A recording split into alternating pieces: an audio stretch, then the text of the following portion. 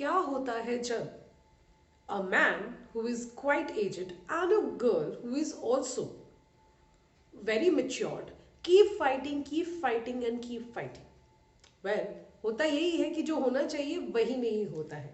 So yes, today I am talking about the 11th chapter of your book First Flight of CBSE Class 10 English, जिस chapter का नाम है The Proposal, written by Anton Chekhov.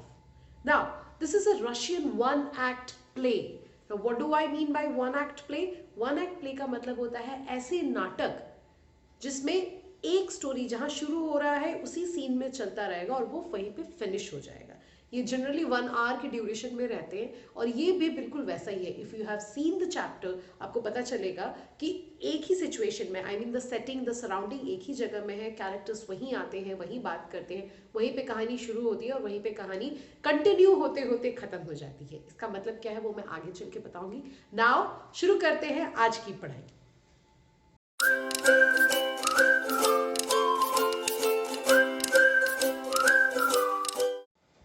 So to begin with, as you can very well see, the name of the chapter is the proposal.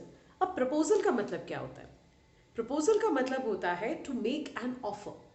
आप plans के लिए proposal ला सकते हो, आप मैरिज प्रपोजल ला सकते हो, आप किसी स्कीम का प्रपोजल ला सकते हो. So do not think that only marriage proposal is the right word of using, is the right way of using the word proposal. आप प्रपोजल वर्ड को किसी भी तरीके से यूटिलाइज कर सकते हैं. Okay, so here the proposal, as we all know, it is talking about a marriage proposal, and it is written by the Russian very famous dramatist Anton Chekhov. Okay, कहा जाता है कि this one act play was written in the year 1888 to 89 के बीच में इसे लिखा गया था. पहले इसका नाम था The Marriage Proposal, but later on when it was finally published इसका नाम रखा गया The Proposal. Okay, so this is a one act play जिसका मीनिंग मैंने आपको ऑलरेडी बता दिया है, and it is a farcical comedy. Fars मतलब ऐसी चीजें जो कॉमिक फील लेके आए, आपके अंदर एक लाइट मूड का फीलिंग लेके आए. It's a humorous play. Throughout the play आप पढ़ते पढ़ते आपको हंसी आएगी if you understand what the people are saying. Dialogue based situational humour. वैसे भी यहाँ पे कोई बहुत एक्शन तो हो नहीं रहा कि यहाँ से कोई आया लड़ाई कर रहा है, वहां से कोई आया लड़ाई कर रहा है. बिल्कुल भी ऐसा नहीं हो रहा है. People are talking and through their dialogues you will understand what the characters are all about. Situational humour मतलब सिचुएशन पे बेस करके आपको हंसी आने वाली है. उनके डायलॉग सिचुएशन के ऊपर बेस करके होंगे. Now what are the 3 main characters? वैसे तो इसमें और थोड़े कैरेक्टर्स हैं, but there are mainly 3 characters. The first character is Chubukov. Chubukov is a very wealthy land owner. इनकी खुद की जमीन है, अच्छा खासा प्रॉपर्टी है. He is well set off. और उन्हीं की बेटी 25 years old Natalia is his daughter. She is 25 years old. She is quite educated and she is definitely in a suitable age of getting married. The last one and the one of the most important character is Lomov. Lomov is a suitor of Natalia. मैंने यहाँ पे suitor of Natalia इसलिए लिखा है क्योंकि वो इस कहानी में नटालिया को मैरिज प्रपोजल देने आता है. But otherwise his other identity is वो चुबुकॉव का नेबर है. यानी कि चुबुकॉव्स एंड लोमोव्स ये आस पास रहते हैं, ये एक दूसरे के नेबर्स हैं. इसके अलावा Lomov is a 35-year-old businessman. वो भी काफी वेल्दी है. So what is the theme? अगर मैं आपको पूछूं what is the theme of this chapter, तो आपको कहना पड़ेगा that the proposal chapter deals with the theme of wealthy families trying to get into matrimonial alliances. Matrimonial alliance का मतलब होता है शादी के बंधन में बंधना. So rich and wealthy Russian families, they try to get into matrimonial alliances with other wealthy families so that they get lot of property. अपने फायदे के लिए रशियन फैमिलीज एक दूसरे को हमेशा अप्रोच करती हैं शादी के लिए, सो दैट उनका बिजनेस बढ़े, सो दैट उनका प्रॉपर्टी बढ़े और किसी को भी किसी भी तरीके का नुकसान ना हो. तो चलते हैं अभी लाइन टू लाइन समरी पे.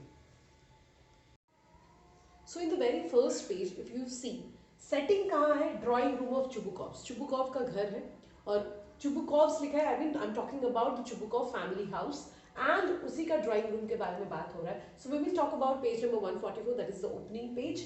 लोमोव आता है और लोमोव आके दे एक्सचेंज ग्रीटिंग. वो दोनों एक दूसरे को देखते हैं and they welcome each other. And when they welcome तो चुबुकॉफ उसको पूछता है कि अरे कहाँ जा रहे हो, you are wearing such a nice evening dress. तो बोलता है कहीं नहीं, मैं तो आप ही से मिलने आया, I have just come to meet you only. इस पे वो उसका मजाक उड़ाता है, अरे मुझे तो लगा यू आर गोइंग समवेयर, या फिर तुम तो कोई पार्टी न्यू ईयर्स इवनिंग पे पार्टी थ्रो करने वाले हो। इस तरीके से कुछ स्मॉल टॉक्स होने के बाद वो उसको बोलता है कि मैं आपसे एक रिक्वेस्ट करने आया हूँ, जिस पे चुबुकॉफ असाइड जाके देखना, उस वहां पे लिखा हुआ है असाइड। असाइड का मतलब ये होता है कि अलग से सोचना, ठीक है। तो वो असाइड जाके वो सोचता है कि has he come to ask me for money, अगर वो मुझसे पैसे मांगेगा तो मैं उसको बिल्कुल नहीं दूंगा। सो यहाँ से हमें थोड़ा सा ह्यूमन नेचर पता चलता है कि किस तरीके से हम हमेशा ये सोचते हैं कि शायद सामने वाला मेरे से किसी न किसी टाइप का हेल्प मांगता है, ओके। और जिस पे लोमॉफ बोलता है कि no, that is not the reason for his arrival. वो उसको कुछ भी नहीं बोलता, वो बस इतना बता रहा है कि sir the reason for my arrival is I want to ask you daughter's hand for marriage. मैं नटालिया से शादी करने का प्रस्ताव या प्रपोजल लेके आया हूँ। तो चलते हैं हम आगे पेज पे। So from page number 145 to 46 में क्या होता है, of course Chubukov is extremely happy to know that अपनी बेटी के लिए उनको इतना अच्छा सुपात्र मिला है। I mean obviously why I said he is considered as a सुपात्र और a very good suitable match for her daughter because he is wealthy and he has got a lot of property. So जैसे कि मैंने बताया कि the ultimate intention of getting married in those kind of families is कि किसके पास कितना property है, so he is extremely happy. लोमॉफ wonders कि नटालिया consent करेगी या नहीं, यानी कि वो इस शादी के लिए राजी होगी या नहीं, जिस पे उसके फादर रिप्लाई करते हैं, of course she is love sick, वो प्यार की भूखी है, so definitely she will agree to it. Lomov talks to himself about his physical condition. इसके बाद चुबुकॉफ वहां सीन से एग्जिट कर जाता है, there is a long dialogue that Lomov is talking to himself. वो खुद बताता है कि दैट आई एम ऑलमोस्ट 35 और शायद अब मैं और ज्यादा अगर ट्रू लव ढूंढूंगा तो I may not find, whereas Natalia मेरी नेबर ही नहीं, मैं उसको बहुत दिनों से देख रहा हूँ, she is a good housekeeper, she doesn't look bad and she is also well educated. तो इससे और प्रॉब्लम क्या हो सकता है मुझे। फिर वो अपना कुछ फिजिकल प्रॉब्लम के बारे में बात करता है, that he has got a problem of palpitation, उसकी हार्ट बीट बहुत जल्दी बढ़ जाती है, he feels a lot of nervousness, जिसकी वजह से कभी कभी वो रात को बिल्कुल सो नहीं पाता। जब भी वो सोने जाता है कभी उसको नमनेस फील होता है, कभी वो बेड से उठ पड़ता है, he keeps walking here and there, so he feels that he should not delay in getting married. यही सब सोचते सोचते नटालिया की एंट्री होती है और वो उसे बताती है कि प्लीज मेरा एप्रन वगैरह को थोड़ा सा इग्नोर करो because I was doing something else. जिसपे वो बोलता है कि ही ट्राइज टू रिवील हर कि वो वहाँ क्यों आया है, लेकिन बातों ही बातों में वो उसे बता नहीं पाता। बट देन उसे रियलाइज होता है that he should tell her, तो वो कहने लगता है, he talks about the history of both the families. जैसे कि मैंने बताया they are very closely residing neighbors. If this is Lomov's place, this is Chubukov's place. So काफी नियर बाई पड़ोसी हैं वो लोग, नेबर्स हैं। तो वो उसको बताने लगता है कि how his ancestors know her ancestors very well और किस तरीके से दोनों फैमिली के बीच में काफी अफेक्शनेट बॉन्ड्स था। इसके बाद यू कैन सी बहुत सारे पेजेस मैंने एक साथ इंक्लूड किया है from 147 to 151। What basically happens is they start arguing about whose property oxen meadow is. अब ये ऑक्सन मीडो का क्या लॉजिक है, as I told you that both these people were each other's adjacent neighbours. अगर ये चुबुकॉव और ये लोमॉव्स है या वाइस वर्सा है, तो कुछ एरिया, चुबुकॉव्स का एक एरिया था जिसका नाम था बर्चवुड, और सिमिलरली लोमॉव्स का एक एरिया है जिसका नाम है ऑक्सन मिडोज। ये ऑक्सन मिडोज पहले कंफ्यूजिंगली किसका था ये बहुत क्लियर आउट नहीं है, because both the family they claim कि वो इसका है, वो मेरा है, वो मेरा है, वो मेरा है।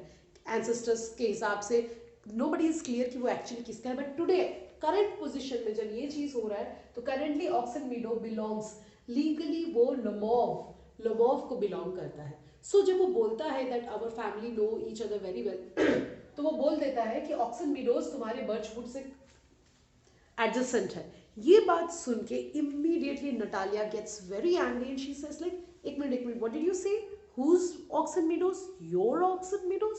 और यहाँ से झगड़े की शुरुआत होती है।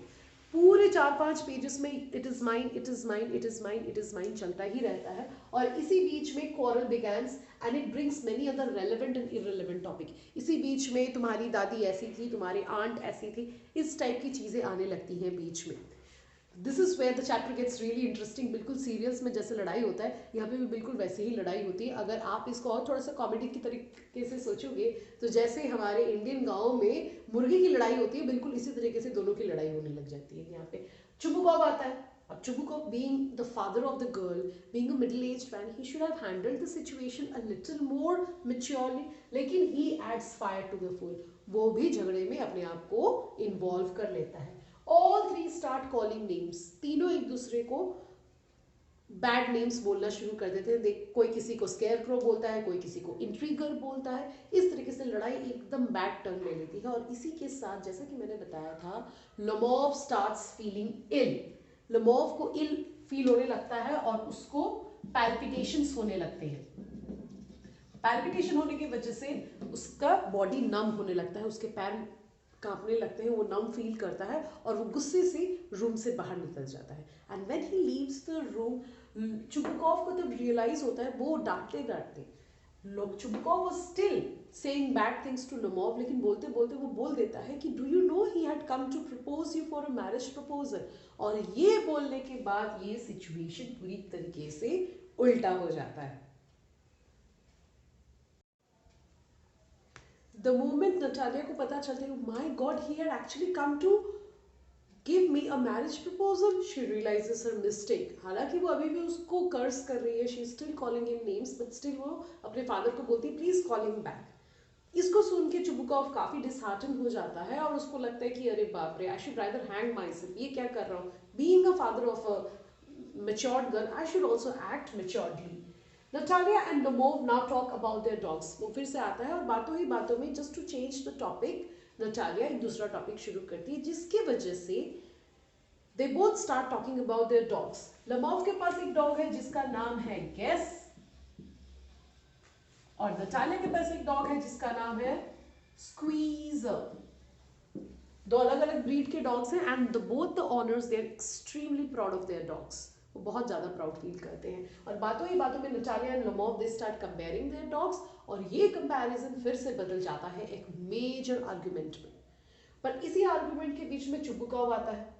चुबुकॉव उन दोनों को शांत कराने की कोशिश करता है, लेकिन जब वो उसे शांत कराने की कोशिश करता है, लमोव गुस्से से चुबुकॉव को भी बहुत कुछ बोल देता है उसके डॉग के बारे में, जिसके वजह से चुबुकॉव अगेन गेट्स वेरी एंग्री और वो खुद भी उस लड़ाई में घुस जाता है। लड़ाई चलती रहती है और इसी बीच में क्या होता है, लमोव स्टार्ट्स लूजिंग हिज सेंसेस। वो आर्मचेयर पे गिर जाता है and he फेंट्स।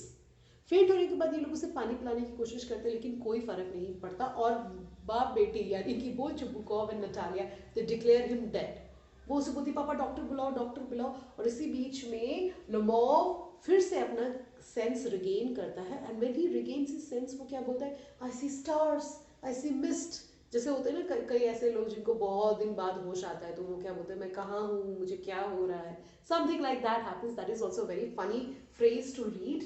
The father request them to marry at once. वो पिताजी बोलते हैं मुझे शांति दो, both of you please get married at once, और वो रिक्वेस्ट करता है both of them to kiss each other because that's how Russian marriages generally take place.